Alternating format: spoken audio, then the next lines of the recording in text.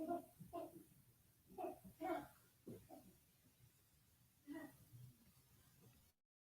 tilt is Tilt is real. This is when the tilt is real. Welcome to another episode of the Tilt is Real Fantasy Podcast. Coming to you live from the chef's table, here are your hosts, James Crease and Juan Pena. Let's go.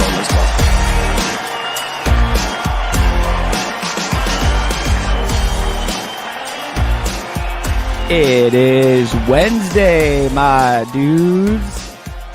Welcome to the Tilt is Real Fantasy Football Podcast.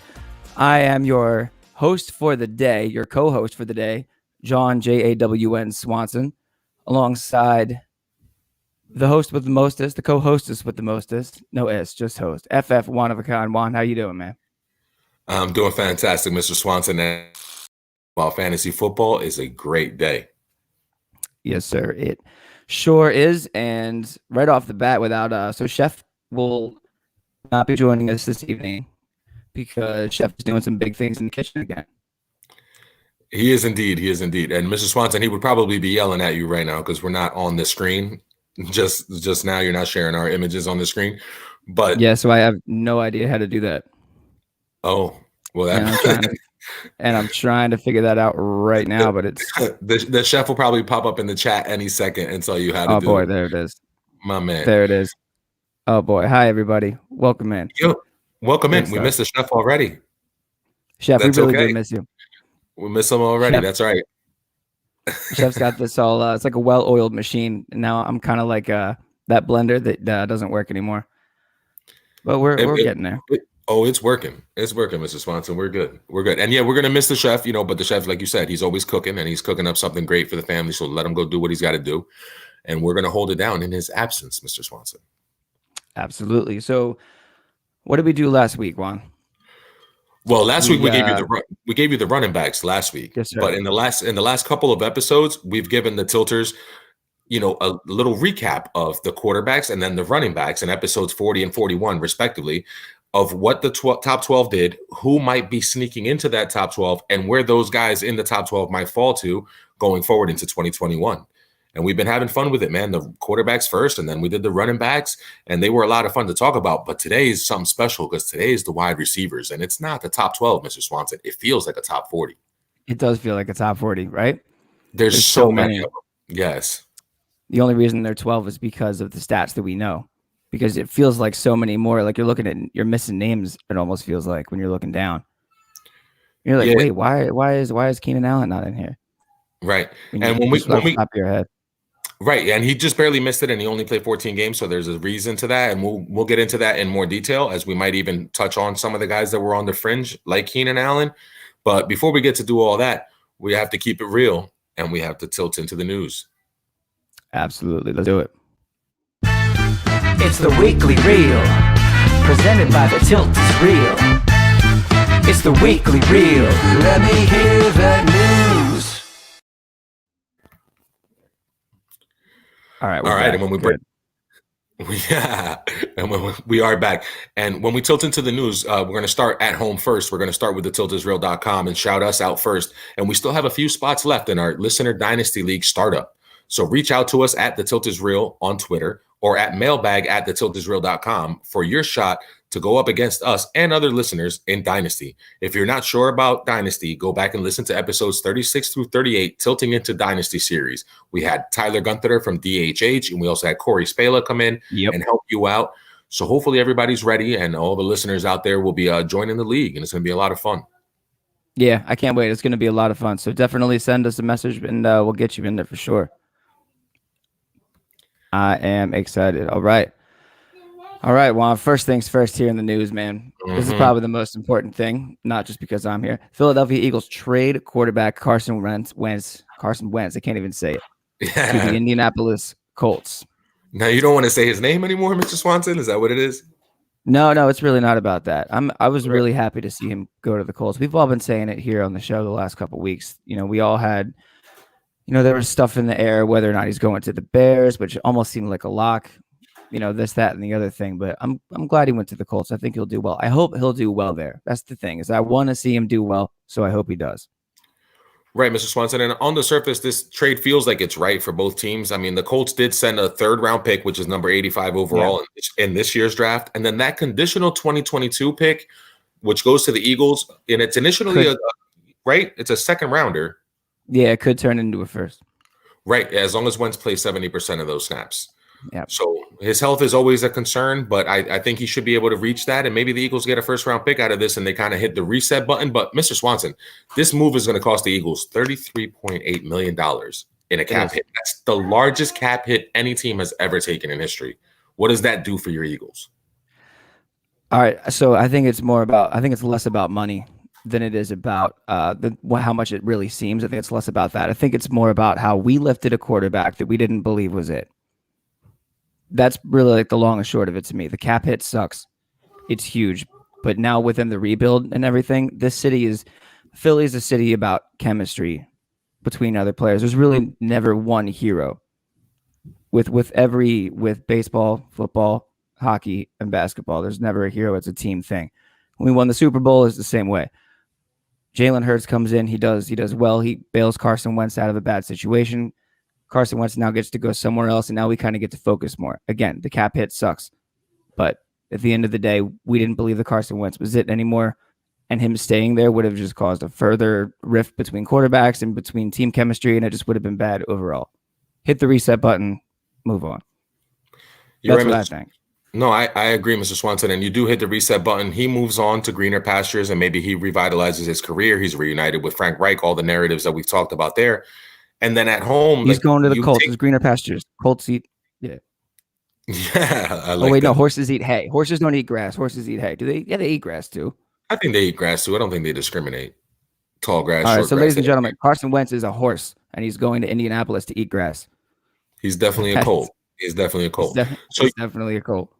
So for your Eagles, though, you lose the money this year, the availability of that money, but you don't lose it in 2022. Like going forward, you're going to be fine, right. And you don't have that contract on the books. Now you have a rookie quarterback on a rookie deal, and it's favorable to you. It's a second-round pick. So you can do kind of what Dallas did with Dak Prescott and ride him out for a couple of years and take advantage of the draft capital that you acquired from the Colts and what you already have with the number 6 pick this year. Correct. Yeah. Now, do you guys take a QB with number 6? No. No, right? That's the smart move. Yeah, I don't think we take a QB. I think that's no. I think we start. I mean, it's just beefing up that offensive line, or we go wide receiver. I like the playmaker. I like the playmaker idea. If Jamar Chase falls down to you, if that's something like that. Yeah, because we missed on Justin Jefferson. I don't want to miss on another receiver. You missed on DK too when you took J-Jaw. And DK, yeah. Yeah. Yikes, so hopefully, man, that still hurts. Yeah. Hopefully you guys go back in the well, and it looks like you may need to because there are reports now that Deshaun Jackson is no longer. Yeah. Deshaun Jackson is no longer. And probably shortly after Alshon, I think. I mean, they're kind of getting to that point. If you're making moves like this and you're kind of in the rebuild mode and you're hitting the reset button, it makes sense to get rid of a lot of these high-priced, older wide receivers and move towards the future. And that's kind of tipping the cap that at some point they're going to use one of those picks to add themselves a wide receiver or another playmaker to give Jalen Hurts a little bit more options. Ertz probably you want to build a team around that. Yeah, probably Ertz traded too. You want to give that young boy some options, man. You want to give him some talent to pretty much make the move worth it. Absolutely. But he's talented and he can move too. So, and I'm looking forward to it, man. I would be too. If I was an Eagles fan, I'd be looking forward to that too because it's exciting and it's a move towards the future and you're not staying stagnant. And with these veterans moving on, you also see veterans that are deciding to come back and deciding to stay. And it looks like Big Ben is going to stay in Pittsburgh for another run. Yeah. How do you feel about that? Like just from a fantasy standpoint, how do you feel about it? From a fantasy standpoint, the only reason I like it is because it gives you a little bit of continuity. I was really scared of a Mason Rudolph season where he's the bridge to whoever they draft or to Dwayne Haskins figuring it out. And then all of those guys on the Pittsburgh Steelers wide receiving core would have taken a hit. Yeah, absolutely. So, yeah. Yeah, so I mean, at least it gives you one season. And according to ESPN's Brooke Pryor, she's reporting that the Steelers want him back and that he wants to return. And team president Art Rooney II was quoted as saying, "Ben Roethlisberger and I met yesterday morning and we had a productive meeting." So that doesn't give you much. But if you take a deeper look at the contract, and it's supposed to be a $41.2 million cap hit. So if you restructure that and do an extension, you could lower that by a maximum of 14 million. So that brings him down to like 27. But if Big Ben chooses to opt out and take a pay cut to the veterans minimum, that will put his cap hit at just 23 million, which is manageable. It's sort of what Carson Wentz is going to be going for, which is really 24.6 million this year. So it's not really like a ton of money. So it feels like a good trade for the Colts to get Wentz, and it feels like a good move for the Steelers to keep Roethlisberger. And where is he going to get 23 or 24 million if he decides to go somewhere else? So like it has to be right. It has to be there or retirement. So, Roethlisberger's agent, Ryan Tolner, he said, "We're happy to creatively adjust his contract to help them build for the best team possible." So it feels like both sides are going to handle this amicably, and they're going to be able to help each other out and keep things going into 2021. How do you feel about Deontay Johnson with Ben staying there and with and just him going forward? I love him. Asking for a friend. Asking All for a right. friend. It's well documented. Like, I've loved Deontay Johnson for a while. I've done a lot of case studies. Shout out to Corey Spala, who we just recorded the case study with. And we were talking about the value of wide receivers, and it's always directly correlated to the quarterback. And Deontay Johnson's a big example of that. He's an absolute target monster. He was on pace for 174 targets this year with Ben. So personally, because I'm a Deontay Johnson truther, I love it. But he was also great for Claypool, who, although wasn't on the field like more than 65% of the snaps. And again, another shout out to @JoinOurCircle_ Chase Vernon. I was just listening to his quick shot at Join Our Circle, and he mentioned that although he was underutilized, Chase Claypool, he was on the field less than 65% of snaps, less than 62% of routes run. So he wasn't on there, and he still ended up finishing as a top 25 wide receiver in his rookie season. So that offense can sustain the volume. And if Ben stays, I think those guys flourish, especially if Juju moves on and those vacated targets get spread out between them and James Washington. Well said. I like it. I'm writing all that down. It's a lot to write down. Sorry. I write really fast. I usually come with a lot. That's why I asked you. I didn't want you to come with a little bit. My man. I would have said want in 5 seconds. Could you do that? Wait, all right. So hold on. So want in 5 seconds. Tell me why you like Deontay Johnson in 2021. Ready? I'm going to give you 5 seconds. Here we go. Starting now. He's a star. He had 174 target pace, and Juju is leaving. If Juju leaves, he's going to have the vacated targets. Done. I love it. That's perfect. That's great. In a nutshell. That's a fun exercise. In a nutshell. I like that one. I like that one. Oh, you know what? Tilters. If you guys think that'd be Tilt Squad, I said Tilters. Oh, it's like I brought it back. Oh, and Chef's in here too. What's up, Chef? What's up, Tilters? What's up, fellow Tilters, Chef? That's my man's. Hey. FF Chef told us that he did really well in his league. He trusted Josh Allen. He told us to trust Josh Allen from the beginning. He was always saying that trust Josh Allen, trust Josh Allen. So we did, and that really paid off. So Chef, shout out to you. Hit us up on the website if you want to get into the listener league. It's gonna be fun. We got a spot for you. We got a spot. It's a special spot. Does that do it for the news, my dude? Yeah, we're gonna keep the news nice and brief because we could get into rumors and all that and speculation. But if we were gonna get into rumors and speculation, we might as well save it for a special show. And on March 15th at 6:30 p.m., we know you're listening. We are going to have a free agent frenzy episode. It's going to be the Tilt is Real Fantasy Free Agency Frenzy, and we're going to have a co-host that night, and it's a guest star from thefootballguys.com and from Fantasy Pros. Mr. Dave Kluge is going to be joining us that night. So I'm really excited. And Mr. Swanson, I didn't know this. Like, I didn't confirm it until today because the first time he said it to me, I thought it was tongue in cheek. But Dave Kluge said that the first live episode of any kind of podcast he ever did was with Chase Vernon and myself when we did Buying the Numbers for Fantasy Intervention. Really? And I didn't believe him. I didn't believe him because he sounded like a natural, like everything just flowed smooth. And he wrote the show sheet. He wrote the show sheet for the show. And I was like, dude, this guy's been doing this for years. No, it was his absolute first show. So shout out to Dave Kluge. Somebody recognize him. He's on the football. He's on the footballguys.com, and he's part of our Join Our Circle family. And Couldn't be happier to have him on March 15th. Change your calendars. Hit the like and subscribe button. Make sure you set a reminder, because breaking news should happen that day. That's the first day of free agency, and it's the Ides of March, and everything changes that day. And we're going to be here to break that down. That's right. Yeah, it's the Ides of March and the tides of free agency, and it kicks off that day. I can't wait. That's going to be great. What a legend, man. Dave Kluge. My man. Crazy. Like, he's been doing it for years. The kid's a natural. I love it. All right. So, with the news behind us, let's you want to get into some top 12 2020 receivers here, Juan? Absolutely.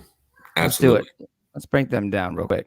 Me and my bro, yeah, we been around the map. Did a couple laps and we got a few plaques. Tell them no way when they telling me relax. Tell them no way when they letting off the gas. Ain't no way I could ever be less. Forget who the greatest, I'm greatest right now. Biggest in city and biggest in town. I ain't just messing around. I was that kid in that crowd. Now I'm on the stage or the ground, and they all singing out loud. And I'm on 10 right now, and I'm in my zone right now. Wait, hitting my phone right now. You know I gotta go right now. You know I gotta go right now. And I go hard till the lights go out. Gotta go hard, gotta let them know now. Gotta go yard, gotta get a first down. Gotta go yard, I ain't talking. Love it. Can you believe that's Le'Veon Bell's mixtape? No, it's not. I'm just kidding. I don't believe that. The chef already told me it was some Korean dudes, I think. He doesn't even know who it was. He just pulled them out of thin air, and they had fire. Oh, really? Those boys are killing it. Murder. That was a hot track. Yeah. Right? Yeah. Those boys are killing it, man. Good for them. If they're listening right now, shout out to you guys. Let's go. Give us some more. Yeah. All right. So in this series, what we've been doing is we've been reviewing the top 12 players at each position from the 2020 fantasy season. Just giving you some opinions and predictions on what to look out for in the future. In the last episode, as we stated before, we started out with the top 12 running backs of 2020. And this week, it's all about the pass catchers. Devonta Adams is number 12, which is crazy to me. Now, Devonta, I wrote in 12 instead of 1 on my show sheet, and I was like, wait, what? What did I do? You're going the wrong way. On my side, I was like, wait, that says 12. It doesn't say 1. I'm going the wrong way. All right, so let's kick it off right here. Number 1 out of the top 12 fantasy receivers for 2020, Mr. Devonta Adams, Mr. 7-Eleven, Mr. Always Open. He was always open. At least that's what it felt like. And this is the third time he's been in the top 12, in the last 5 seasons. So this is a guy that's got a propensity for repeating, for staying in this realm as long as he's healthy. And we saw him only play 14 games, but like you said, like he was always open, and he was Rodgers' favorite target. And it felt like he was his only target, Mr. Swanson, especially Dude, it really did. Right. And especially down in the red zone, like 18 touchdowns. That's special. And that's going to separate you from the rest of the guys on this list. 100%. And he missed 2 games. Can you imagine if he didn't miss those 2 games? Right. He had 149 targets. So yeah, like that's crazy. Yeah. So if you average that out, he's going to be up over 170 targets on the season, which is astronomical. That's like Michael Thomas last season numbers. Like that's the kind of special season that he could have put together if he played in those 2 games. And if I remember right, he wanted to play through them. So it's not like he's completely injury prone, even though he's missed some games throughout his career, because he wanted. I forgot. Remember, he wanted to play, and he was on Twitter, and there was a little bit of beef with him on the floor. But the Packers don't play that. Nope, they don't want to hear it. Nah, they did it with Aaron Jones. He's like, nah, you're sitting. Don't be stupid. Yeah, we're saving you, and we need you for the playoffs. We have a bigger plan in place than for your numbers. He's going to be up there for years to come, man. He's going to be up here, top 5, top 3 most likely. He's going to be here for a while. All great wide receivers are linked to a great quarterback. That goes without saying. And the other way around too, all great quarterbacks have their guy. And you see this chemistry between Devonta Adams and Aaron Rodgers, and you can just tell, it. Yeah, it's going to be a little while before we get down this list where we find a subpar quarterback that was able to sustain a top-end wide receiver. It's always one of the elite quarterbacks or a high-powered offense or at least a veteran quarterback type of situation. Yeah.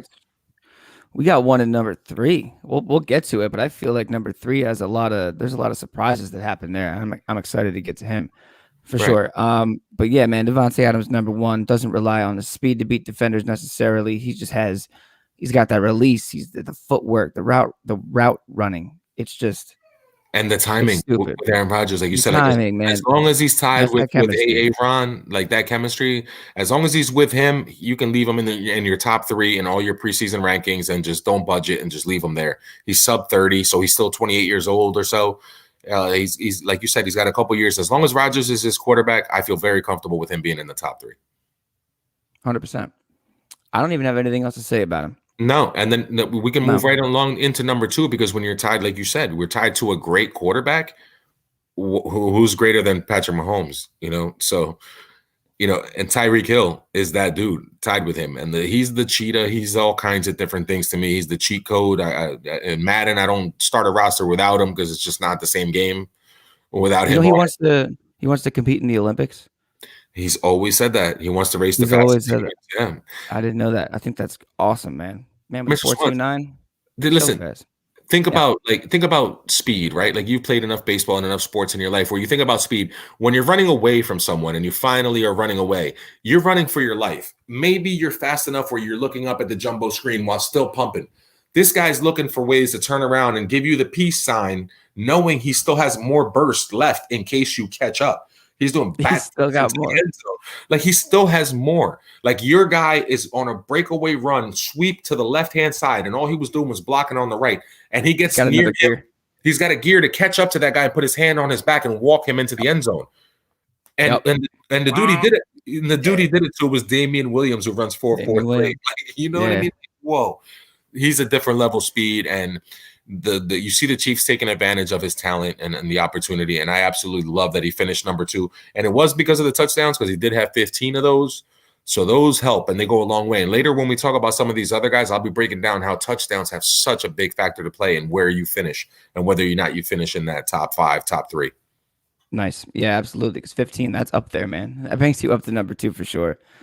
He's catched 67% is his catch rate. That's crazy. Yeah, it's a good catch rate, but it's a little bit low. Like for a guy that actually, it's great for somebody who's a home run hitter. No, it's great, but it's low. It's crazy.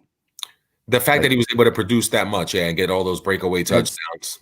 That's why the touchdowns definitely do a lot, because 67%, but then he puts up only 87 receptions too.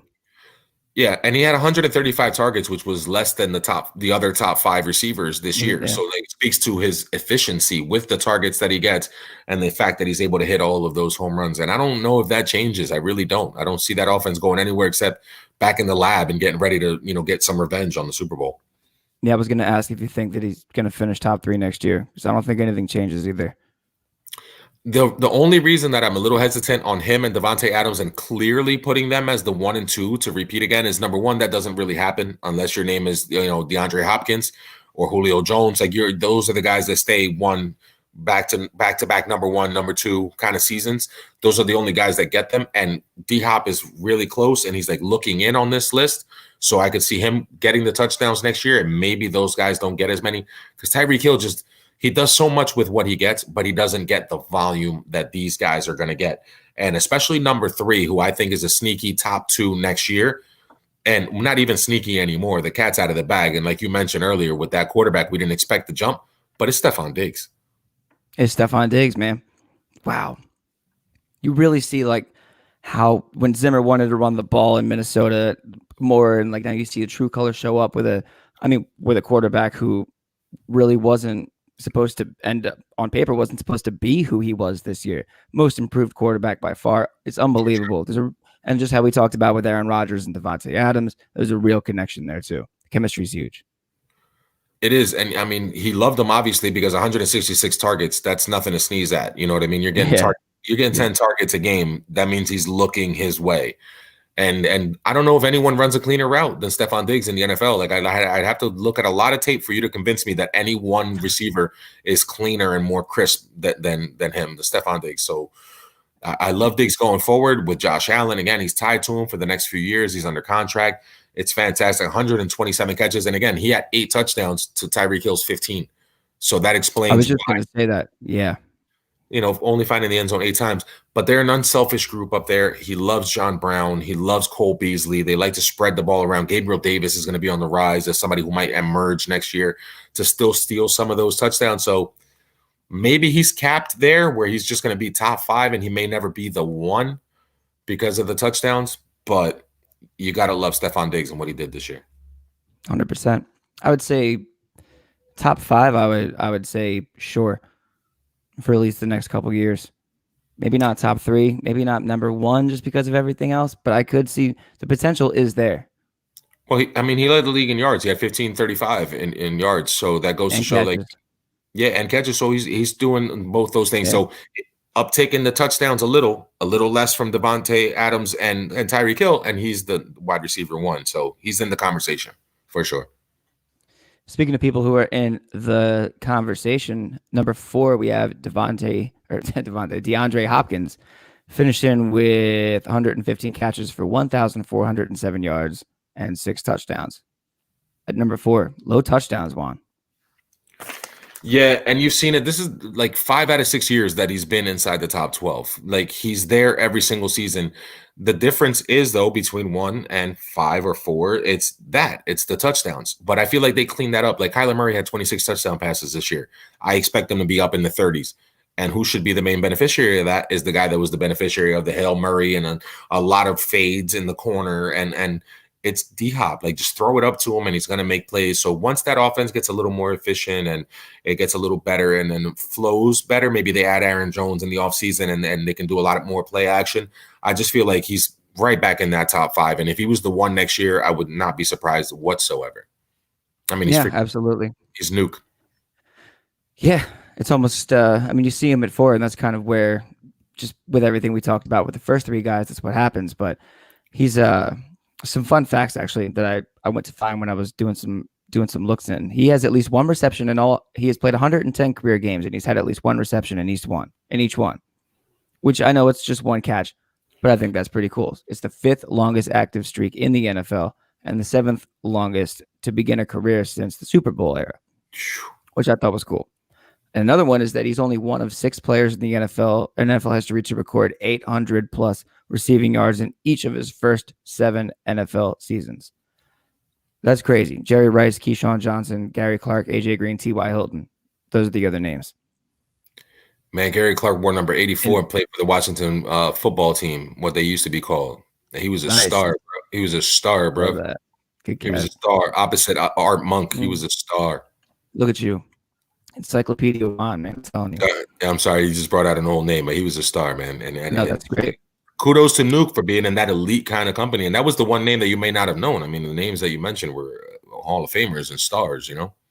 Well, speaking of stars, do you think would you sell DeAndre Hopkins right now in Dynasty?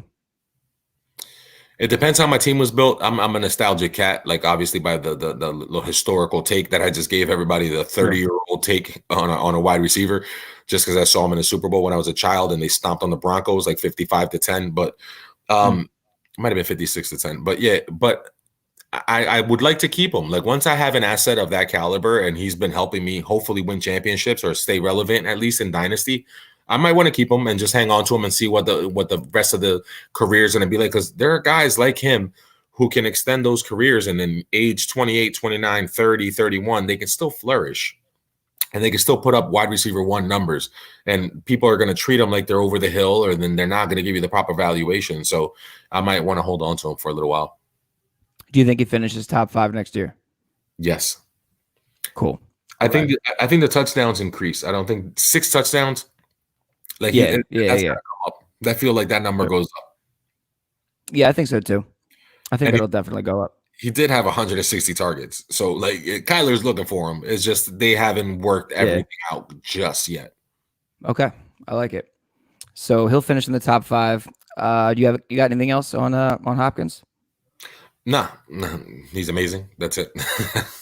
I have one more thing that I wrote down about Hopkins before we move on. Hopkins is just one of 3 players in NFL history with at least 600 receptions, 8,500 yards, and 50 touchdowns in his first 7 seasons.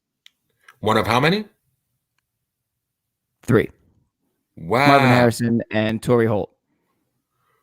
Well, that's Hall of Fame status. So he's definitely on his way to being that dude. Like, and wow, that's elite company to have. And funny, Marvin Harrison, I just wrote an article for at Join Our Circle _ Fantasy Intervention, and you go to fantasyintervention.com and check it out. And it's Devonta Smith, young rookie coming in this season, and I compared him to Marvin Harrison. So nice. That's my doppelganger. Ooh, very nice, dude. I love that. Check out Juan's doppelganger articles, man. Those are incredible. It's a real fun read. Real fun read. You hear how I said that? Real fun read. Like what am I selling here? Insurance? It's a fun read. Some reads are boring or tedious, or they're 7 minutes, but like mine is more lighthearted, and it's not as numbers driven. There are numbers, of course, to back the case, but it's not as number driven. Of course. Comparison. It's a doppelganger. Somebody walks into your house, into your bar, yeah. And you're like, yo, go give that to Larry Fitzgerald over there. I know who Larry Fitzgerald is by looking over there. I'm going to find him. I'm going to find Ryan Fitzpatrick if you tell me it's Ryan Fitzpatrick is the guy with the beard. So guy with the beard. That's basically it. You want to find Marvin Harrison? It's Devonta Smith. There you go. Go over there and get him. But speaking of crispy route runners from Alabama, number 5 on our list is Calvin Ridley. Sure is. Crispy route runners from Alabama. Now, it was a little bit of a surprise, Mr. Swanson. Like, I like where he ended up, and I'm pleasantly surprised by his finish, because he had a really, really hot start, and then he had a little bit of a hiccup when he went to Green Bay, and Jair Alexander put him in his pocket. So I was a little worried that the absence of Julio Jones. Remember that? He just made him disappear. He didn't finish with a single catch, did he? No. Yeah. So that made me a little hesitant. And then Julio Jones going down, I thought would make him get double teamed. Then he may not have the success and have the open lanes, but sure enough, he made the best of his 143 targets. He had 90 catches, and it felt like he was open on every play. Like, whether or not he connected with Ryan or not, it felt like he was open quite a bit. 15.3 yards per catch. 15.3. Yeah, 15.3, which I believe on this list of the top 12 is third out of the top 12, I think. Yeah, that's a lot fantasy-wise per catch. That's 1.5 points in regular leagues. And correct me if I'm wrong. He didn't have one of those big. He didn't have that Chase Claypool 84-yard touchdown. He didn't have the Corey Davis 75-yarder. Like, he didn't have those home run plays. He was just eating up chunks.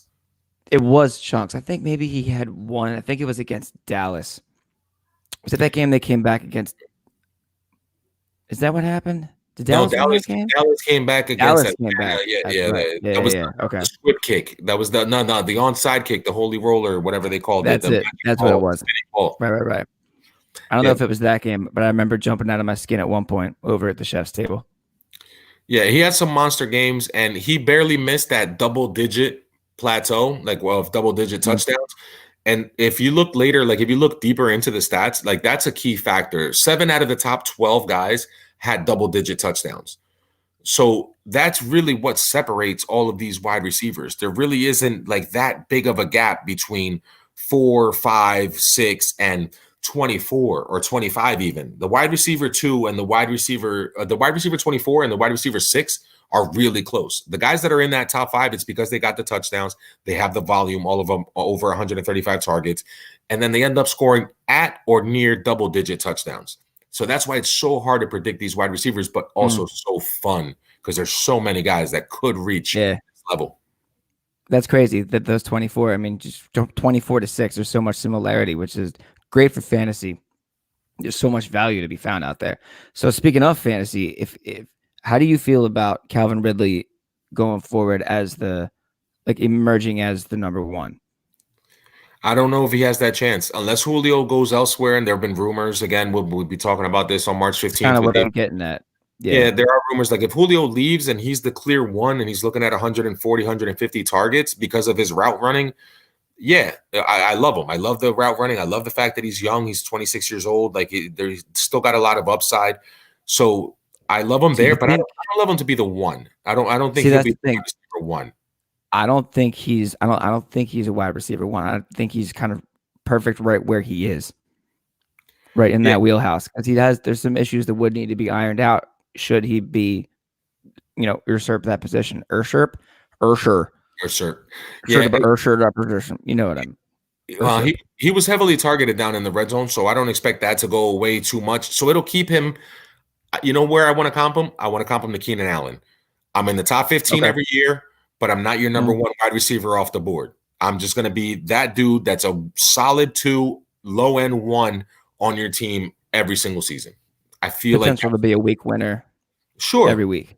Yeah, right. Any week he could be your week winner, but he's never going to let you down. He's never going to like have that game like he did against Green Bay where he disappeared against Jair. Like I think those things are a thing of his past. And I think from now on, I think he'll be one of those guys that's just a steady producer. I like it. Year in, year out. What are your thoughts? Yeah. What are your thoughts? What's in, out? Oh, yeah. You're in, then you're out? Like in top 12, then out, then back in? Yeah. I feel like 6 through 18 for the next 5 years is where I would have Calvin Ridley. Like, I don't feel like he drops out of the top That's 20, fair. Depending on the touchdown volume, but other than that, I don't feel like he drops out of there. The route running's too clean. He's too open. He even with Arthur Smith coming in there and wanting to run the ball, you still saw guys that are efficient like A.J. Brown who don't necessarily have that much volume. You still saw him finish within the top 12 because of the big plays, because of the chunk plays, the 15 to 20-yard throws off of play action with Derrick Henry. Even if they change philosophies in Atlanta, I think he's safe. Okay. I like that. Changing philosophies mean you're kind of going with what they would possibly do with Matt Ryan and Julio, like either of the two. Right. Julio going, Matt Ryan going, or even with Matt Ryan there, changing him to a game manager, drafting Najee Harris and wanting to run the ball and just, focusing the game that way. Any of that could happen. Def, more to unpack. Hey, Justin, what's going on? Justin's in the chat. Now we started. In the chat. Now the tilt is kicked off. My man Justin. There we go. My man Justin. Watson Jets. I wish we had a breaking news button and you were breaking some news right now, Justin. You breaking news and we don't know about it? You breaking news? Speaking of breaking news, it wasn't breaking news. I want story time. So on Saturday night, I'm at the job with Juan. It's towards the end of the night, and I get an alert on my phone, and I look down, and it says, Deshaun Watson traded to the Bears for X, Y, and Z. So I just see that. I put my phone in my pocket, and I walk to the other side of the job to find Juan and to find Tilting Tony. To be like, yo. I just broke Watson, the news. Watson to the Bears. Walking around, Watson to the Bears. Watson to the Bears. So now at this point, everybody in the restaurants at the they're all like, what do you mean Watson to the Bears? Oh my God. Now it's Twitter. So now I'm sitting there. I'm just like, I broke the news. I'm an idiot. I didn't read the darn thing. Apparently, I don't even know if I could say his Twitter name out loud because this is a family show. It was a fake tweet. It was fake news. I got all excited and upset. Well, excited because of the news, but upset for the fact that I don't want him to go to the Bears. And now that that's what you were saying. But yeah, so somebody got me. And apparently they got a lot of people. This guy got a lot of people. And I think there was another one he did the other day. And he even tagged Schefter in it and everything. He made it look good. And I just saw it and I took it and ran with it. But that's just a lesson to everybody that, don't be like Mr. Swanson. Read the thing. Don't fall for it. Listen, I fell for it when I looked at it. I looked at it real quick on your phone, but I was like that busy newspaper editor where I was like, well, who's this source? Like immediately I was like Dave Chappelle, like, well, what was he wearing? Like I was like, wait a minute now, where did you get that? Because it was Mitch Trubisky, Khalil Mack, and 2 firsts and a second. It was something preposterous, like along those lines. And I'm like, wait a minute. They would have to sign Trubisky first to be able to sign and trade him because otherwise he's gone. So like, what are we doing there? Khalil Mack's contract is massive. So what's the cap hit going to be? And then the draft picks, are they that good? And how many of them are you sending over there? Like it just felt like fake news a little bit. That's amazing, man. You're a genius. You can just jump onto that stuff. And oh man, and ladies and gentlemen, I believe we're getting a special guest here. This just in. We have breaking. That shit was fake news. Oh, I'm sorry. Oh, that's my man's in them. What's up, guys? What's up? You guys are doing great. I wanted to jump in and have some fun. I'm doing terribly, Chef. I'm so happy you're here. What are you talking about? You're doing fantastic, Mr. You're doing great. You're doing great. I love the fact that you brought up the fake news bit and on Deshaun Watson. And I was like, when you text it in the group, you're like, oh, to the Bears. I'm like, wait a minute, what? But yeah, that was fun at your expense, Mr. Swanson. What's going on, gentlemen? It totally was. What's up, dude? Sorry, I had to sneak in here late. I was sitting here watching you guys while I was eating dinner with the missus, and I'm like biting at the bit. I'm like, I just need to be on this show right now. Did she finally say, all right, go ahead, you can go? She said I could have done whatever I wanted, but I was trying to be the nice husband. I'm not going to be around for the next couple weeks, so I wanted to spend some moments with the wifey. Yes, good man. The chat was popping off tonight, huh? Yeah. Hey, listen, you jumped in at a good time. Justin says, "Chef, wow, welcome." My man Justin's always in the chat. He's always ready to go. Thank you, Justin. It's old.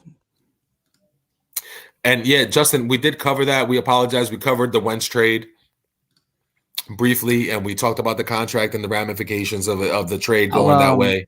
Well, real quick here, I'll just kind of go over. I'll give the 10-second elevator pitch of how I feel about the Wentz trade as an Eagles fan. And here it is. We lifted a quarterback that we didn't believe was it, and I think that's the long and short of it. Again, the cap hit sucks. But Philadelphia is a city about chemistry. No one is the true hero. We're able to rebuild and hit the reset button, and I think it's just positive going forward. And that's how I feel about it from an Eagles standpoint. I think you're right on the money there with the Eagles fan base not wanting a quarterback controversy in Philadelphia. Yeah. If you can keep the Philadelphia fans happy, you're in a good place. And I think Howie Roseman finally bit the bullet on this one and said, all right, we got to make some moves. And they got some collateral back for him. So it's not, I think it's a win-win. It was a win-win for Carson to have a fresh start with his old coach. Ooh, and it's a win-win for Jalen Hurts, who had to play behind Carson Wentz last year and kind of like sneak out of Wentz's shadow with a terrible offensive line that was depleted by injury and no offensive weapons to boot. So I think it's a fresh start for both players, and I think they're both going to be successful next year, especially for fantasy. So outside of and Chef, absolutely, I agree. But outside of fantasy, did you hear that Michael Pittman is refusing to take the 11 off of his jersey? The 12. The 12. 11. It's an 11. The 12 was Andrew Luck. No, number 11 is Michael Pittman. Oh, really? Yeah. Yeah. He's not going to give the number up.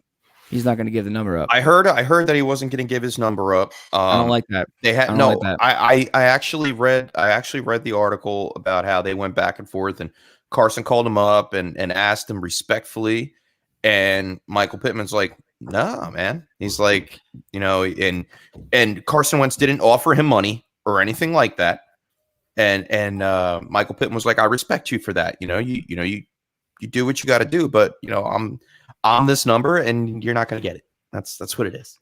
So you're not Tom Brady. You're not Tom Brady and Chris Godwin. Okay, right. So I'm on both sides of the fence of that. So I'm like, okay, it's not cool. The quarterback comes in, he's the team leader. That's how it's going to work. Like, give him the number. But on the other side of the coin, if I were Carson, 11 wasn't really working out for me.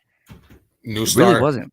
New start. Give me a new number. If I had a new number, it's a fresh start instantly. Numbers are important in sports. I totally get it. Bryce Harper had to go from 34 to 3, and he didn't because out of respect for Roy Halladay. And I thought that was amazing and difficult to do because it's got to be hard to go from your number that you've been forever to a different number. It's a mental thing. Sports is a mental game. You know how it works. Yeah, so maybe it could work out for him.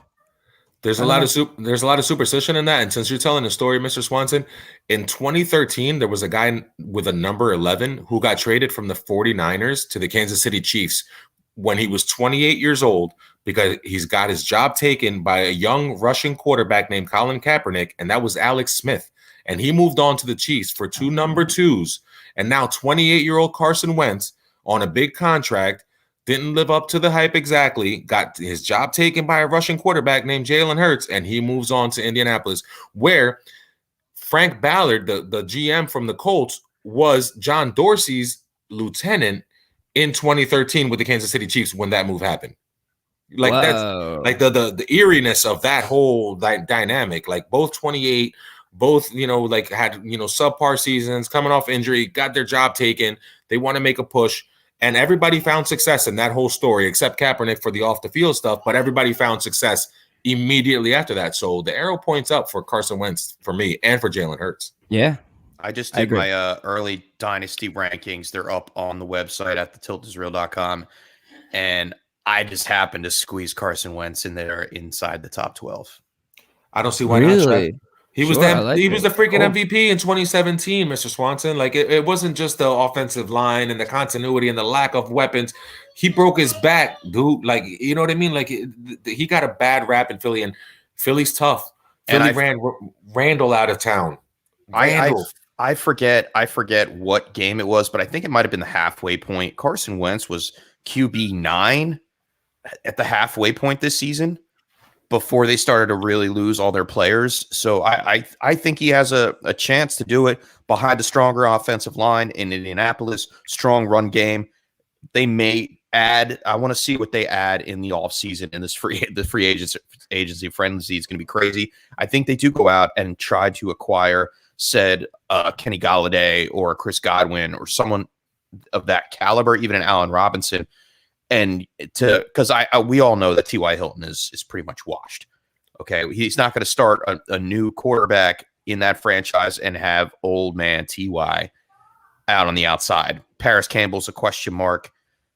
The only reliable one for the future is Michael Pittman. So they need another fresh face, especially if Carson Wentz comes in there. Well, Carson Wentz is there. Do you guys know the status right now? Because I don't off the top of my head of Mo Alley, Cox, Jack Doyle, and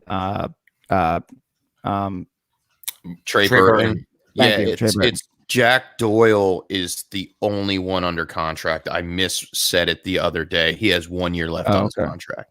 The other two are free agents. Yes. I love Mo Alley Cox with Carson Wentz, because even Carson Wentz, even when he's on point, has the propensity to throw the ball too high. You really can't throw the ball too high to Mo Alley Cox. I wouldn't be surprised if the Colts, huge. If LA doesn't get a deal done with Hunter Henry, I wouldn't be surprised if the Colts go out and make a move for Hunter Henry. Chef, okay. I like that as a free agent. It might cost them a little more than they want to pay because teams like Jacksonville and whatnot need tight end. But I don't think a 4th round pick for Zach Ertz is crazy. And it makes a lot of sense to get them familiar with, get a guy that Carson's familiar with. And if they can get a 4th, they already traded the 3rd this year, number 85 overall. So a 4th maybe for Zach Ertz would make a lot of sense for that team. And another thing is Anthony Costanzo, their left tackle, is a free agent. So they might go after. I think Trent. He might be done. Costanzo might have building the Philadelphia Eagles. No, I think he retired. Costanzo retired. He did, right? He retired. Yeah. Okay, so Trent Williams maybe who had a 1 year deal with the 49ers, like that would be a viable, like, let's protect Carson Wentz and keep this offensive line beefed, and maybe they don't spend money and trust Paris Campbell and Michael Pittman to be the 2 receivers. Or they go out and sign Jonnu Smith. Hey, I like that too. Yeah, there's a lot of free agent. I can't wait. I hope I'm available for that free agency episode. It's going to be crazy. It's going to be fire, man. Yo, the Ides of March 15th, it just kind of lines up perfectly. We have Dave Kluge on, and hopefully that day is full of breaking news, and we can just keep hitting the button and doing the drop. So I'm riding shotgun here, guys. I don't have a show sheet. I don't have any homework done. Okay, but drive the show, and I'll help along. I'll jump along as best as I can. Cool. All right. So we just finished up with Calvin Ridley at number 5, and we're going to go right into Justin Jefferson at number 6. Finished with 88 catches for 1,400 yards, which averages to 15.9 yards per catch and 7 touchdowns. And he missed 2 games. Look at the rookie go. It's rare. It's rare that you see rookies perform this well. And again, Mr. Swanson, 7 touchdowns. If he gets into double digits, he might pass Calvin Ridley. Story. Right? Yep. I mean, he had a great season. He had an amazing season. He had a record-setting season. 1,400 receiving yards. Sets the record for an NFL rookie in wide receiver position, which was Bolden, I think. It was Anquan. And it's crazy that it's more than Randy Moss, who also played on the Vikings. So, like, when you outscored every rookie, you had more yards than every rookie wide receiver. Kudos to Justin Jefferson. That's why a lot of people have him right now as a top 5, like, dynasty wide receiver already. So, a little fun fact about that too. So he averaged 95 yards per game during that stretch that he played, but he did miss 2 games. So if he had gotten that same production in the first 2 games, his yardage total would have been averaged out to 1,520, which would have been the 42nd highest receiving total in NFL history, right between DeAndre Hopkins in 2015 and Jordy Nelson in 2014. And he would have been 2 on the year in yards behind. And that would have been with a 2. Yep. Number 2. Yep. Yeah. Behind Diggs. That is That is amazing. So And now we missed him. now that we didn't. I mean, we missed them in the sense that we didn't draft. No. We drafted Ruggs and Judy. Like as a community, we I all missed took. him. We all took the guys ahead of them. Philadelphia missed him. Oh yeah, Philadelphia missed him. That's He what I was did. in- Okay. He was Well, in you- my top 5 wide receivers in the 2020 rookie wide Oh, we receiver didn't miss him class. as a podcast. We missed him as I'm sorry, I was speaking as an Eagles fan. It's the offseason. It's the offseason. But yeah, no, Chef, you did. Absolutely. I mean, and who can really deny that talent? And then you see what he did, and it kind of just speaks for itself. My question is, do you think his role changes at all, or do you think it stays exactly the same as it is? Because I ahead. think it has to correlate with the health of Dalvin Cook, believe it or not. And reason being, if Dalvin Cook's in there running the ball and they run their offense strong and they don't need to throw the ball as much, you could see Jefferson's numbers dip a little bit. I mean, he set the bar pretty high as in his rookie season. I don't think he falls outside of the top 15 for the 2021 season. I think that's a very safe prediction as far as where he could land. And you see him going in drafts. Juan, you were in startups with me as well, and we see him going as a top 6 wide receiver at this point. I think maybe the hype on him is a little too high for a rookie, but you know, he's like you said, 1,400 yards. He's inside the top 8.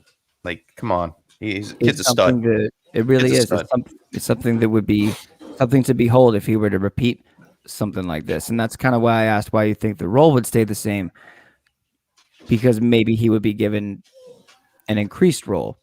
Maybe he would have a more involved role, and maybe that could actually hurt him. Whereas I feel like what he did was perfect with Thielen doing his thing. And as long as, like you said, his Cook is healthy, I think if he stays right where he is, then this could kind of just be where he sits and higher. I don't think this is his ceiling. I like that he did it on 125 targets, Mr. Swanson. Like that was my favorite thing of it, because 125 targets isn't really a ton. Like there are a lot of guys who finished way lower who had 125. Robbie Anderson finished number 19. He had 136 targets. You know, Terry McLaurin had 134. He was number 20. So like there are a lot of guys that didn't have the opportunity, but that had more opportunity, but weren't able to capitalize on it the way that Justin Jefferson was. So I love him going forward, but he, like number 5, Calvin Ridley, and then number 7, DK Metcalf, who is another one of your escapes, Mr. Swanson. You took JJ Arcega-Whiteside over DK Metcalf. Yeah, before taking Rager over Justin Jefferson. Arcega, we're proud of that. Okay, we have no problem with that. Arcega, you're happy with that. We have no problem with this. We never said that. I feel like those guys have that like can't drop below 18 or 15 kind of floor. Yeah, 100%. That's what that floor is. And they both did it on 88 catches for Jefferson, 83 catches for DK Metcalf, and they were both able to produce. But DK again was a beneficiary of what we talked about, Mr. Swanson. That 7 out of the top 12 wide receivers had double-digit touchdowns, and that plays a huge part in whether or not you make it in there. 7 and 8 really are intriguing to me. I'd like to actually talk about both of them at the same time if we can, because we can. So last week when we did the running backs, we had a rare occurrence, which is 2 top 12 running backs on the same team finishing back to back. And again, here with wide receivers, we have the same thing: 2 top 12 wide receivers finishing back to back on the same team. Obviously, I don't know if I mentioned that. Yeah, 2 guys from the same team finishing back to back in the top 12. Here, number 7, DK Metcalf. Number 8, Tyler Lockett. Both finished with 10 touchdowns. Hey, Lucy. Hi, Luce. No, I'm working, baby. Both finished with 10 touchdowns. Their yards are a little like 1,300 for DK and around $1,000 for Tyler Lockett. I feel like, how do you guys feel about this going forward? Which one of these two? My question. Here it is. Which one of these two would you see finishing in the top 12 again next year, without a doubt? Between DK and Metcalf and Tyler Lockett are 7 and 8. I would say DK. Right? Okay. So within that question, do you see Tyler Lockett cracking the top 12 next year? No, actually, I think I see him falling out of the top 12. I agree. I didn't have him in it this year, Mr. Swanson, and it was because of the touchdowns. I didn't think he would get 10 touchdowns. And he was one of those guys that was a bit of a compiler. Like, he had that monster game in Arizona where he had, 15 catches for over 200 yards and 3 touchdowns. That was a crazy game. Right? Yeah. That's like a huge chunk of your production, for you to have that in one game. So that would lead me to my beginning statement, like my whole thesis on this whole thing. There were only 10 guys that had 17 fantasy points per game or more. And then there were 26 guys between 13 and 17 points.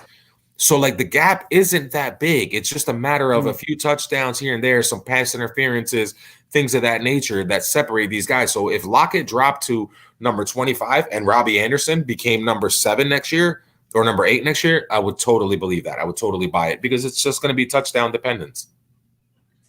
I mean, if you look at the production at the back half of the season, Tyler Lockett, week 12 versus Philadelphia, not a great pass defense. No offense, Mr. Swanson, but he only had 3 for 23, and then he followed it with 6 for 63 against the Giants, 5 for 52, 4 for 34, and 3 for 44. Like, he really did not produce in the back half of the season for your fantasy playoff run or anything. So I wouldn't.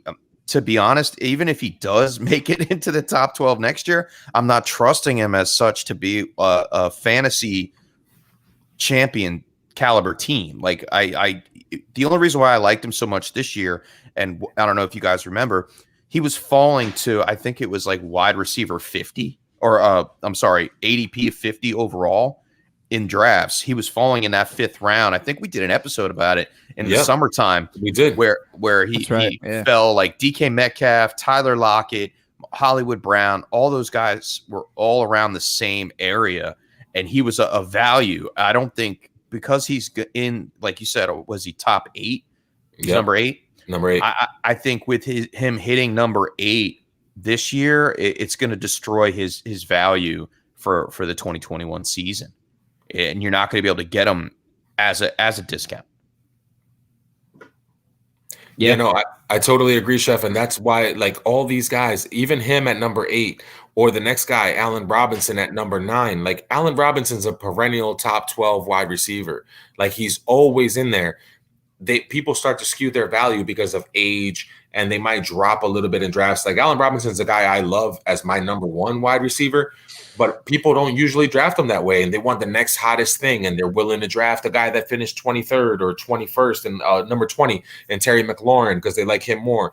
You might want to take a guy like Amari Cooper because you're a Cowboys fan, over Allen Robinson, and all the dude does is produce, and he finished as number 9 this year. He's inside the top 12 the past 2 years. You can't knock on Allen Robinson now. The only thing that's shaky is what's going to happen with Chicago. Is he going to stay in Chicago? And he's part of that free agency frenzy that we'll probably talk about too on March 15th. Yep. He's at the top of that list. If he doesn't get a contract done, and then I don't think they let him walk for nothing. I think I keep saying it in the back of my mind, like some teams for these wide receivers, they're going to use the transition tag and then possibly trade them to get something back. Yeah, it's a tag and trade scenario, and Allen Robinson's a perfect candidate for that, along with Chris Godwin. But I think Allen Robinson's worth every bit of the squeeze if in fantasy football. He produces at a high level. He is a wide receiver 1. He commands that attention from the quarterback and from the secondary protecting him. And he could still perform as he did as the number 1 wide receiver in Chicago for the past 2 years with Mitchell Trubisky and Nick Foles. Like, he had the volume's there. He had 151 targets. The problem is, again, the touchdowns. Everybody finished, in the top 12. He only has 6 touchdowns. He didn't get near double digits. So he didn't get those red zone looks because he was on a bad offense. He's one of the rare guys on this list that was either playing with a poor quarterback play or a stagnant type offense that wasn't producing at a high level. At the end, later in the year, Allen Robinson was injured. He was dealing with injury, and he is getting a little bit older, which is a concern if you're a dynasty player. But if you're talking about redraft here, I'm fine with taking Allen Robinson in the end of the second, third round for 2021. And I'm not looking back at it like oh, I might have made a mistake. No, he's a guaranteed top 12 wide receiver in my book for next year. For sure. I hope he goes to the Bengals. That's not terrible. I hope he goes to the Bengals. The new I was AJ reading Green replace him. today. I would just love to see him go. I think him and Joe Burrow. Let's go. Him with anybody, dude. He's made guys like Blake Bortles look good. Like he's one of those guys. That's why, like, I would take him over Lockett, a guy that outperformed him, quote unquote, this year. I would too. But I would still draft. Like, they're not in the same tier. Like, Allen Robinson to me is just outside of that top 5 tier, and he's been number 4 before. In 2015, he was wide receiver 4, so he's been up there before. And he has that kind of upside if he lands in the right situation. I just don't know if that situation in Chicago. But even if it's in Chicago, he doesn't fall outside of the top 12. I like the Cincinnati take. They have the money to move around and go out there and get some prime candidates. They still have to work on a offensive line a little bit, but they have the money to do so. So that's a nice little drop spot. I didn't even think about that. I just checked the cap on Cincinnati, man, and yeah, they've got let's see, $45 million in cap space for 2021. So yeah, they're definitely in the market for another wide receiver. Yeah. So he was number 9, right? So I want to kind of pair, like Mr. Swanson did earlier with the 2 teammates. I kind of want to pair the next 2 wide receivers at numbers 10 and 11, which is Adam Thielen and Mike Evans, because they fit the criteria perfectly for how touchdown dependence affects where you finish, dude. Yeah, it does. Right, because Thielen had 14 touchdowns and Mike Evans had 13, but they both were flirting with 1,000 yards. Like, Thielen didn't even make it. He had 925. And then Mike Evans barely cracked it with 1,000, and that was forced in week 17 where he kind of pushed for extra yardage and extra numbers. That's to be right. able to, he kind of limped home to that 1,000-yard finish. Yeah. So these are guys that have the same numbers as, Curtis Samuel, 77 catches, 851 yards, but he had 3 touchdowns. These dudes had 14 and 13. So they finished 12, 15 spots apart. But who's to say Curtis Samuel doesn't land somewhere next year where he's able to get some more of those touchdowns? Thielen regresses, and a Curtis Samuel could end up being in the top 12. So this is where it starts to get real fuzzy once you get outside of that top, like Allen Robinson. Like, after Allen Robinson, like that next tier, it gets real murky. Which is good for next year when it comes to redraft. I mean, to any league, really, but especially for redraft, this is good because you can go running back early. Because you're going to have all this giant chunk of value. And like you said, like 12 to 16 of these players, and that's lowballing it, are like could be top 12 receivers next year because of how close they are to everything. The touchdowns are different, and the touchdowns are the difference maker, just like you said. But yeah, man, there's a lot out there. I think like you said, Juan, the touchdown saved Adam Thielen and Mike Evans into making the top 12. Do they both make it next year? I mean, the tale is old as time on what team can hold 2 wide receivers inside the top 12. We talked about it last season. Sustain. We saw the Seattle. Sustain. Thank you for the word. I was thinking of it too. I couldn't think of it. Yeah, I'm like, Seattle did it this year. Minnesota did it this year, and those were the 2 teams that we had no idea. They weren't even the conversation. But what was I going to say? I apologize. I'm flying off the rails here. Adam Thielen is touchdown dependent, mainly because Jefferson is the younger guy who's going to stretch the field. Adam Thielen brought some attention off of the second wide receiver in that offense. That's why he got targets and especially inside the red zone. He's a red zone target. You didn't see Justin Jefferson getting those red zone targets. You saw him stretching the field. Now, same thing with Mike Evans until later in the season when Tom Brady started to really stretch the ball plus 20 yards. That's when Mike Evans started to eat. Otherwise, he had Chris Godwin. He had other targets. They were trying to run the ball as much as possible with Ronald Jones and Leonard Fournette. And it's the same thing in Minnesota. So it's a great comparison. They want to run the ball. They don't want to throw the ball 100 times, and they don't have the quarterback to throw the ball to realistically 40, 50 times a game. They want to limit their production in the air and work the ball and control the clock. and run the ball. That's pretty much what So do you think sorry to cut you off, Juan, I know you're about to go. My go ahead.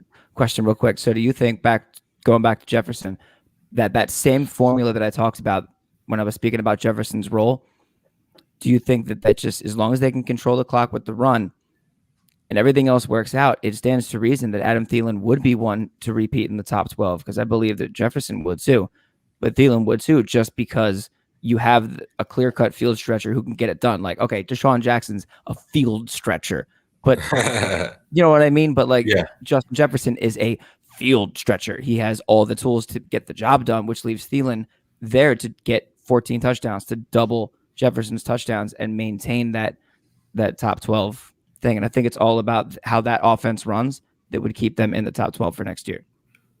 It's no coincidence, though, Mr. Swanson, that even teams that like to rely heavily on the run or try to sustain two guys, like whether it be Robert Woods and Cooper Kupp, or, you know, like right now you've seen it with Jefferson and Thielen, even teams that are run heavy can sustain it as long as they're efficient. So like our number 12 guy is A.J. Brown, and he also had double-digit touchdowns, but he's on a run-heavy team.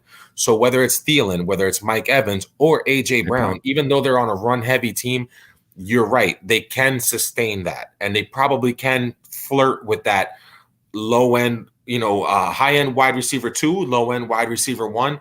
All of these guys are going to kind of flirt with it, but only the guys that are like Jefferson or like DK or like Calvin Ridley, even, who ate up That's chunks. Something special. Something different, special, and can actually Diggs. Like, those are my candidates to be top 5.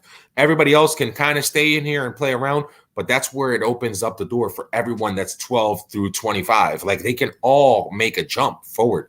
You can very easily make a case for Terry McLaurin being a top 10 wide receiver this year. Like, there's no reason why Terry McLaurin can't take a jump. Mm-hmm. He had 87 catches for 11-18, but he only had 4 touchdowns. You give him anywhere near that 10 touchdown range and a little bit better quarterback play, because who did he have this year? And you're talking about Terry McLaurin's a number 1 wide receiver. Wow, I'm looking at DJ Moore too at 25, 1,000, almost 1,200 yards for 4 touchdowns. Only 4 touchdowns. Yeah. Robbie had 3. Robbie Anderson had 3. Yeah, he gets 7-8 touchdowns. And what's the difference between him and Keenan, or him and Woods, or he's in that conversation. Yeah. I love that you brought up Robbie Anderson. He is definitely going to, right now, he is like the unspoken player of 2021, especially for dynasty purposes. He's falling in drafts. And like you said, they're shooting to get a quarterback. And even if they don't, Robbie Anderson still definitely warranted a draft pick. Like, you can't just sit there and pass over him. The man was like, I don't remember exactly what ranking he was midway through the season, but he was up there in the top 5. 10. Yeah, he was in the top 10. He might have been top 4 or top 5. And that was with Adam wide Gase. Receivers. And then to add to your case, Juan, Kenny Galladay was hurt this year. He was number 9 last year in 2019 season. He's another candidate. You said, did you say DJ Moore? I know someone said DJ Moore. Swanson did, yeah. Yeah, DJ Moore, Kenny Galladay. Who else you got? Terry McLaurin. Cooper Kupp, Robert Woods, with Matthew Stafford. I both think both can get a jump in production. So yeah, there's plenty out there. There's plenty of possibility for other new players in the top 12 for next year. It's just a matter of who falls out, and it really is a coin flip when it comes to it. You can't just say, oh, well, we know this guy is the main guy, like compared to like a running back outside the top 5 or 6 wide receivers where they usually hit every year inside the top 12. What about Amari Cooper, a guy who falls at 15 for 2020, just over 1,100 yards and 5 touchdowns with Dak coming back? You got to imagine that Cooper's different. He had 5 touchdowns. Yeah. If Dak's there, maybe he gets 10, and then he cracks the top 10 too. Then he cracks the top 12. Chev, I don't want to keep beating the drum, but Robbie Anderson had 95 catches for 1096, bro.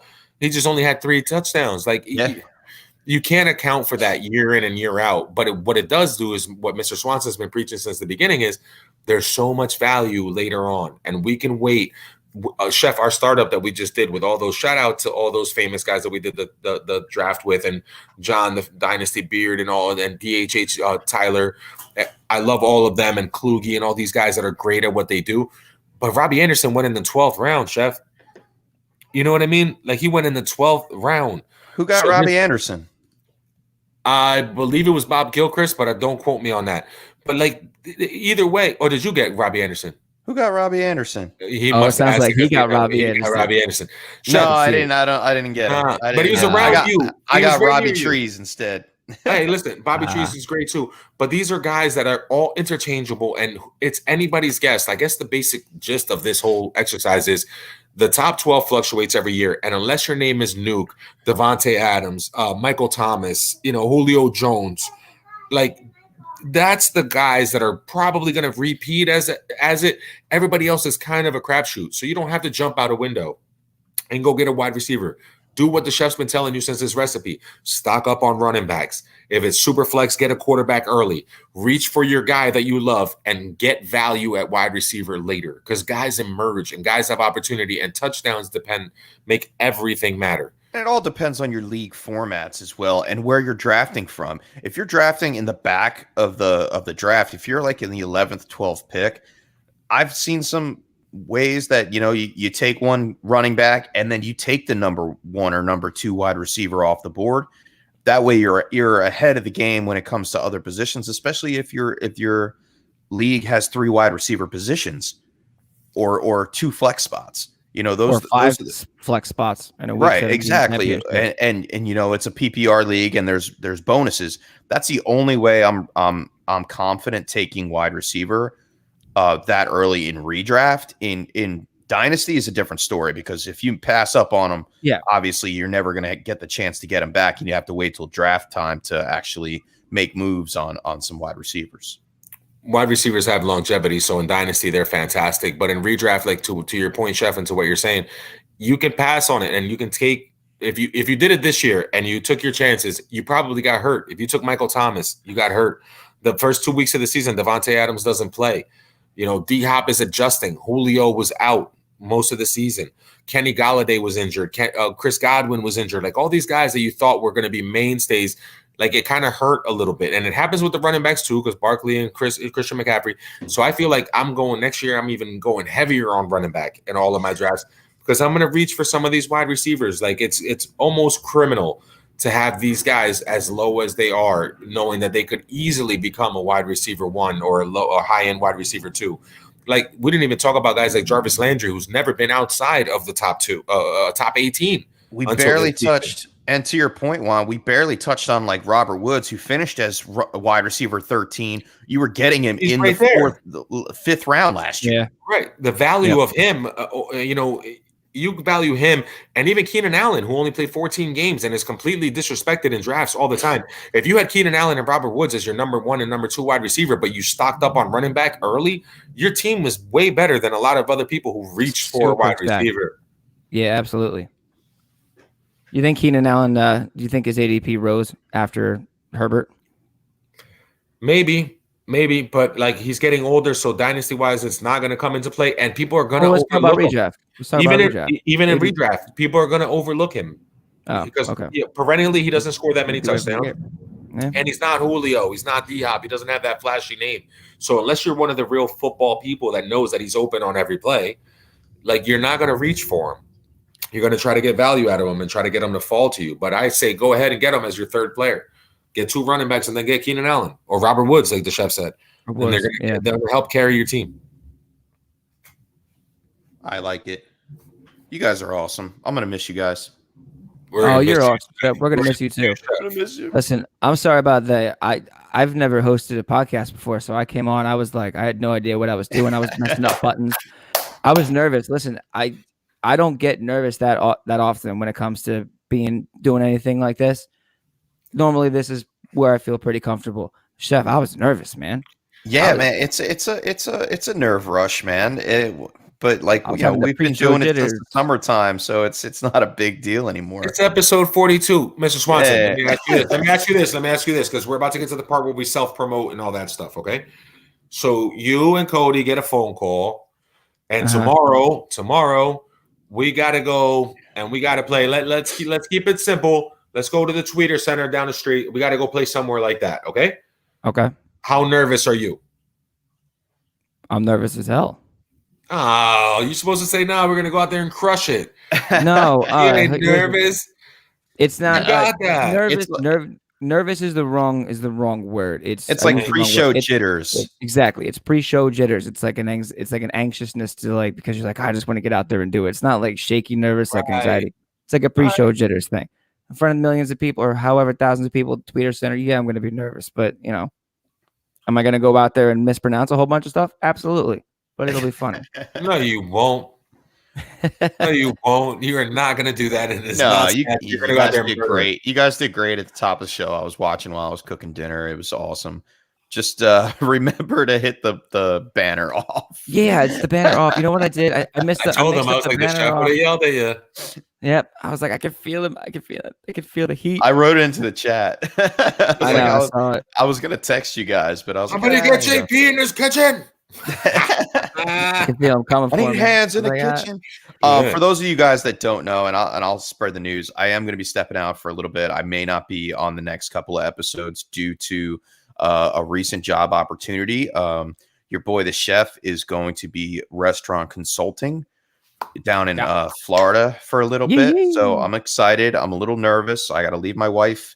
My pregnant wife at home. It's okay. Oh, okay. So, but yeah, like I had a meeting today and it went very well, and I'm all set. My bags are packed. My boots are on tight. I hope I don't get into a fight.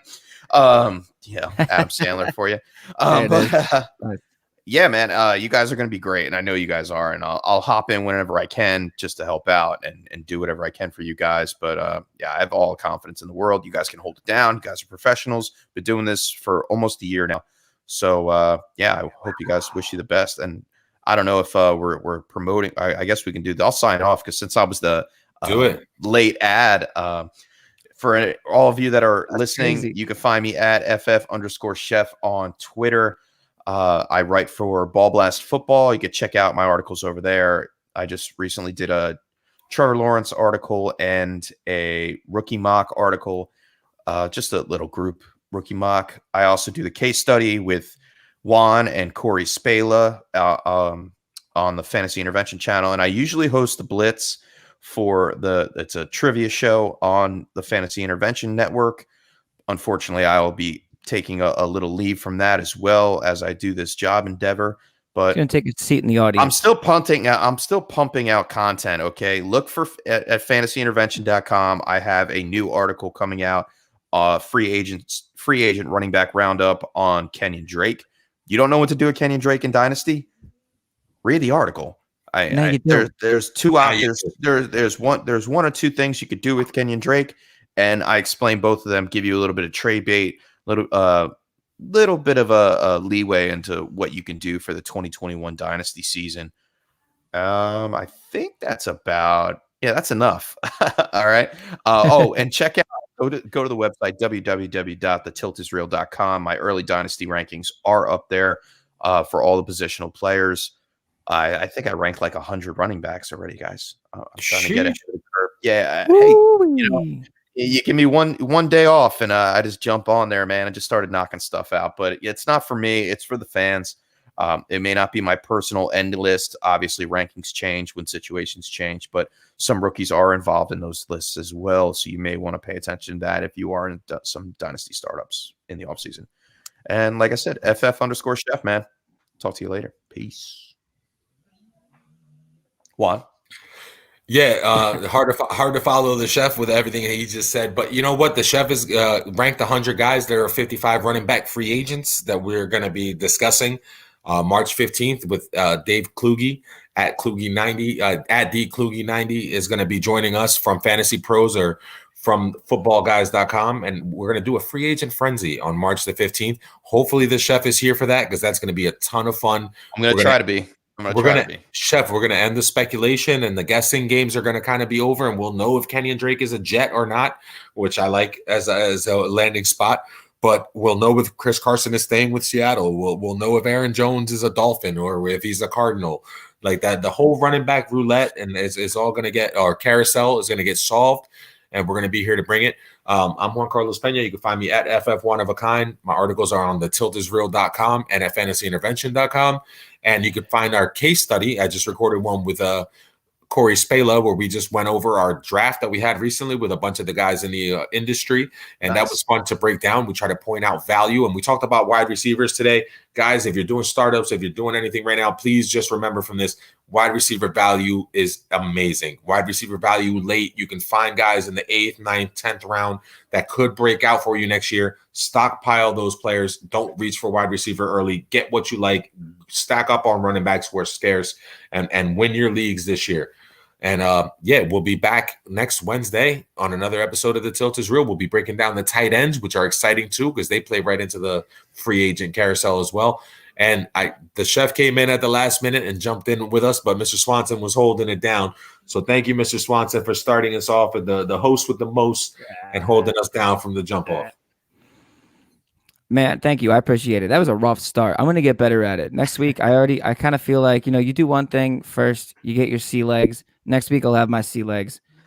So thank you all who made it past the first 5 minutes until I kind of found my footing. You can find me at FFJawn, JAWN Swanson on Twitter. Do you have a great idea for a podcast? Do you have a great idea for a song or an intro, but you're not quite sure how to record it? Visit FFJawn, JAWN Swanson on Twitter and let me know. Let me know what you want. I'll make you a song. It'll be fun. It could be serious. It could be really sad. If you have a sad podcast, I'll make you a really sad sounding 15-second thing. It'd be like The Notebook, but in 15 seconds. You got a jingle for a commercial? Hit them up. Hit me up. Hey, if you guys something to listen, send it to you. Got a little jingle? You got a little jingle jangle? I might want you to do something for the Blitz, man.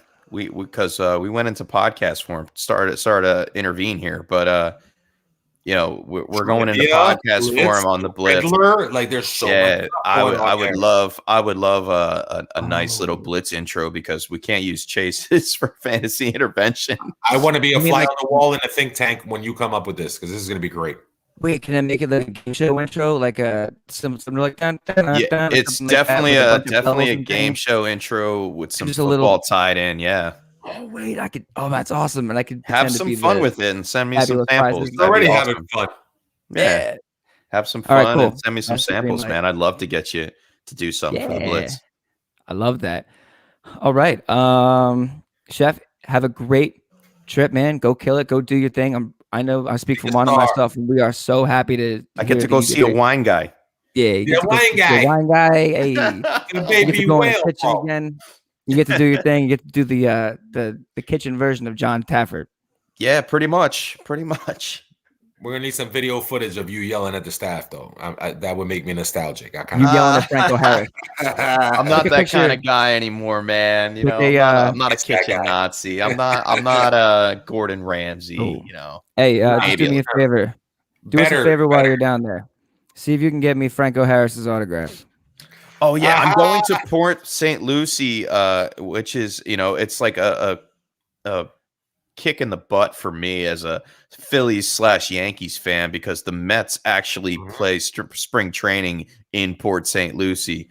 So maybe if I get a day off and they're on there, maybe I'll walk over to the ballpark, say hello to the kiddies for you. Listen, I would love, the staff at Sailors Return that all play fantasy and listen to the podcast. I know you guys are fans. If you're checking this out, hit up the chef. Find him on Twitter at @FF_chef. DM him. Take him out golfing, please. Take him to a Mets preseason training game. That's all Juan keeps saying is like, you better play some golf down there. I'm like, if you're going to go enjoy the weather. Yeah, you better play some golf down there, man. Please, we can't play here. It's either frozen or it's cold or it's windy. Please play around. We should have played golf today. We should have played golf. Yeah, we should have definitely played golf. And if we can't, maybe I make it back for our annual St. Patrick's Day Classic. It's on and cracking. Say less. We're already doing it. It's already booked. I don't care. We'll already try. We'll try to do it. Well, either way, we'll get out there and we'll get the club swinging, and we're rambling on here at the outros. But thank you for everybody that tuned in, guys. You did a great job with the show. Keep it up in my absence. I expect nothing less than perfection. Perfection. Good. Attaboy, we got it. There you go. I'm chef yelling now. Thanks, guys. Love you both. And thank you for everybody out there listening on podcast form, or you're checking us out on live. Go to YouTube channel, go to our website, revamped website, bunch of other videos up there. Got Swanson's intro video to the season up there. A couple of great episodes during the season. Just if you're checking in for the first time, and you don't know who we are, it's a great place, jumping off point to find out what the Tilt is Real is all about. And we're about having fun in fantasy football and help you win your league. We're not in this for us. We're in this for you, the listener, the viewer. And until next time, guys, we out. Chef came in on the episode number 42, like Mo Rivera, number 42. I was going to say, we're going to retire this episode. Get it. It's number 42. This episode's retired. 4-2. Peace. Peace. I'm going to get better at this part, too. Thanks for tuning in to the Tilt is Real Fantasy Podcast. Like and subscribe on YouTube and follow us on Facebook and Twitter. Check out our website at thetiltisreal.com for more great fantasy football content. We'll catch you guys next time on The Tilt is Real.